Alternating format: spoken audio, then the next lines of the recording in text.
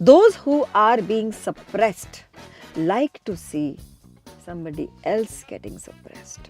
नाक ना कटवाना was the main thought behind everything most of my life. ये जया भट्टाचार्य समझती क्या है अपने आप को? आई है यहाँ पे पॉडकास्ट करने के लिए. हाँ, बकवास किए जा रही हैं. हम भी देखते हैं. ऐसे सवाल डालेंगे इनके सामने कि ये बोलती बंद हो जाएगी इनकी. रेडियो नशा.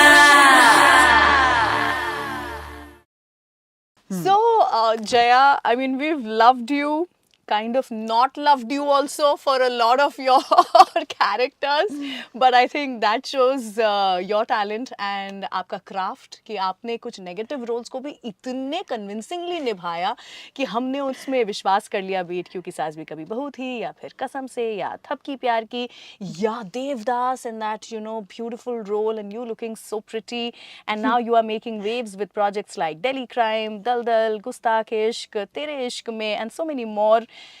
कैसी रही है ये 35 साल से ज़्यादा की जर्नी आपकी? ये जर्नी बहुत ही मज़ेदार रही एक्चुअली, ख़ास करके उस एक इंसान के लिए जिसने ये सब चीज़ें कभी एक्सपेक्ट नहीं की थी, कभी मांगी नहीं थी, कभी क्रेव नहीं की थी. ये मेरे मुक़द्दर में था. वो कहते हैं ना, लिखा होता है.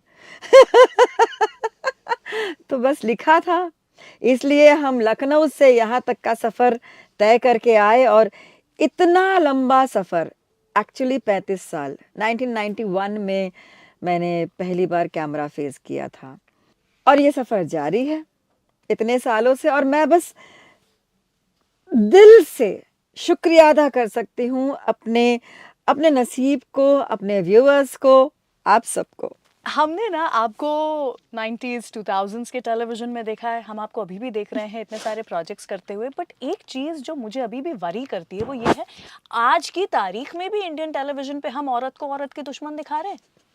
मतलब दुनिया कहाँ से कहाँ पहुँच गई. एक समय था जब पायल तुलसी के खिलाफ खड़ी है और हमें भी लगता था ओ अच्छा ओके ये they are being pitted against each other whatever.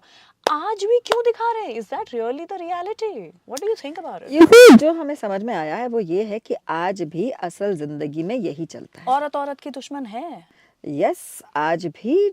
मतलब देखिए, I don't talk about only the metropolitan cities, talk about the interiors, where आज भी वो मापदंड अलग ही किस्म का है. सो what I have understood that no matter what, a lot of channels have come up with different kinds of shows, storylines, but they have to come right back to the Sas Bahu drama. Yeah. Because those who are being suppressed like to see somebody else getting suppressed. And when the heroine wins, even if it is for a couple of seconds, it gives them a lot of solace. And that ray of hope. उसके साथ अच्छा हो रहा है तो हमारे साथ भी हो सकता है. Yes. But that hope is again short-lived. Because वो उनके साथ, so they again go back to that same rigmarole of suppressing another woman and watching it. And actually, frankly speaking, with energy healing, I realized that they are creating that by aligning towards. I agree. Yeah. It is what you're attracting in your life. Exactly, yeah. Acha, let me take you back to Sanjay Leela Bhansali, Sorry. Devdas, Shah Rukh Khan, you working in Devdas. What made that project so special? After watching Hum Dil De Chuke Sanam 4 times, हमने 40 बार भी देखा है. नहीं, मैंने 4 बार देखा है. ये Theater बहुत में. बड़ी बात है. Okay. बिकॉज मेरे बचपन में जो है फिल्में देखना अलाउड नहीं था, फिल्मी म्यूजिक सुनना अलाउड नहीं था. तो मैंने 4 बार सिनेमा हॉल में जाके फिल्म देखी, वॉलंटरली देखी. किसी को पकड़ा, ए सुन चल ना मेरे साथ हम दिल दे चुके सनम देखना है. बड़ी मेहनत की मैंने. ऐसे एक डायरेक्टर का प्रोजेक्ट. एंड खामोशी भी देखी थी मैंने, जो मुझे बहुत पसंद आई थी. तो मतलब इट वाज लाइक ऐसे कैसे हो. मतलब my first was like mister Bhansali, मुझे अच्छा, ओके, चलो। मैं लिटरली ऐसे थी कि मेरे साथ ये गज़ब कैसे हो रहा है, बहुत अच्छी बात है। यहाँ मुझे अपनी नाक नहीं कटवानी है। नाक ना कटवाना was the main thought behind everything most of my life. So यहाँ पे भी वही था। और बहुत अच्छे से नाक बचाई आपने, इतनी सुंदर तरीके अरे से। आप छोड़िए, हम वहाँ पहुँचे for the first meeting and performed the dance that he wanted me to. यही बहुत बड़ी बात है, because they had asked me to come in a Bengali sari. तो मेरे पास तो साड़ी थी नहीं, मैं गई थी अपने एक नेबर आंटी के घर पे उनसे साड़ी मांगने। तो वो चार बंगला महाडा में वो जो घर होता है ना, थोड़े से एक लकड़ी की सीढ़ी लगी होती है, ऊपर सामान रखा होता है, टाण कहते हैं हमारे यूपी के लैंग्वेज में। तो मैं चढ़ तो गई, मैं साड़ी भी निकाल ली, आंटी मुझे बोल के निकल गई। और जब मैं साड़ी लेके पलटी और मैंने एक पैर रखा उस सीढ़ी पे, वो सीढ़ी निकल गई मेरे पैर से। निकल गई, मुझे लगा साड़ी खुल गई। नहीं, वो सीढ़ी मेरे पैर के नीचे से निकल गई। Oh my God. And aunty just walked in the door and held me like this. Oh my God, fan भी चल रहा था यहाँ पे। उस दिन कुछ भी हो सकता था मेरे साथ। ओह गॉड। और उसके बाद I was like thank you, thank you, thank you, thank you, मैं ठीक हूँ, मैं जा रही हूँ साड़ी पहन के मिस्टर भंसाली से मिलने। मतलब उस वक्त मेरे दिमाग में सिर्फ काम था, I did not have the time. वो जो किस्मत में लिखा होता है वो होना ही होता है ना। हाँ, सबकी किस्मत में मतलब था। देखिए बहुत से लोगों के पास ना वो प्रिविलेज है वेयर दे कैन जस्ट ऐसे करके बैठ सकते हैं कि यार मेरे साथ ऐसा हो गया, मैं क्या करूं, डार्लिंग ऐसा हुआ वगैरह वगैरह। मेरे पास वो प्रिविलेज कभी नहीं था। तो मैं तैयार हुई और मैं चल दी। अमेजिंग। एक ना मुझे आपके जो सीन्स बड़े पसंद आते थे ना, वो वाले सीन्स थे जब हम एक्सप्रेशन दे रहे हैं, पीछे वॉइस ओवर चल रहा है। सो अभी ना मैं एक्सप्रेशंस देने का ट्राई करूंगी, आप वॉइस ओवर दीजिए पीछे से। जो आप ऐसे सोच रहे होते थे ना दिमाग में, उसने ऐसा कहा तो उसके दिमाग में क्या होगा।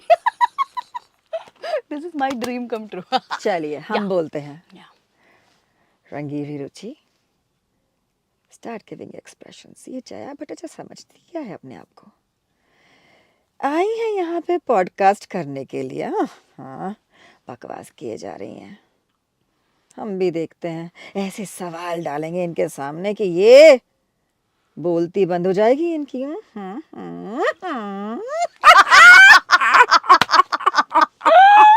Oh my God. एक्चुअली मैं ये So, पूछने ही वाली थी हाँ। आपसे कि to go through something like this where आपने प्यार को कभी एक्सपीरियंस किया नहीं, जो कोई दिल खोल के अनकंडीशनल प्यार होता है जो हर इंसान डिजर्व करता है, आपने कभी उसे एक्सपीरियंस किया नहीं।